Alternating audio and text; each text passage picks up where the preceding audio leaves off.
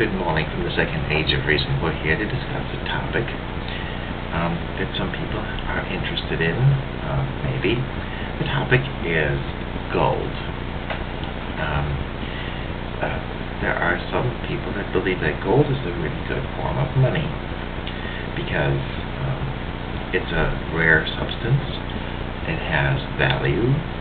It has value both in terms of intrinsic value because it can be used for something, and it can be used as a monetary value as well. So, bringing that to mind, what are the disadvantages that might be from gold? And one might be its rarity. And what do I mean by that? Because that would seem to be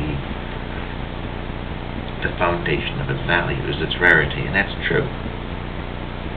But the trouble is that people talk in terms of growth. So, if you have a relatively fixed amount of gold, and even though there is some mining of gold and new production of gold and recycling of gold, is the growth in the gold supply matching the growth in the population, the people's supply? Because if you don't have the two matched up, you're headed in an odd direction. You're headed in the direction, if people grow faster than gold, you're headed in the direction of world poverty. So, let's say like 50 years ago, when there was 3 billion people in the world and so much gold,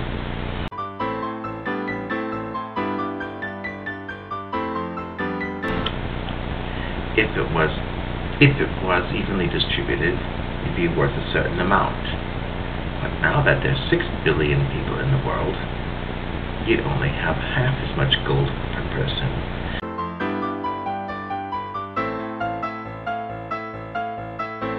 And even if there has been some mining and adding to the gold supply, there hasn't been a doubling of the true gold supply, I don't think, since 50 years ago. So that's why I bring it up, is if you have a fixed amount of gold, and if you think that people shouldn't, that the people to gold ratio should be relatively constant, then you need to have population control in one sort or another.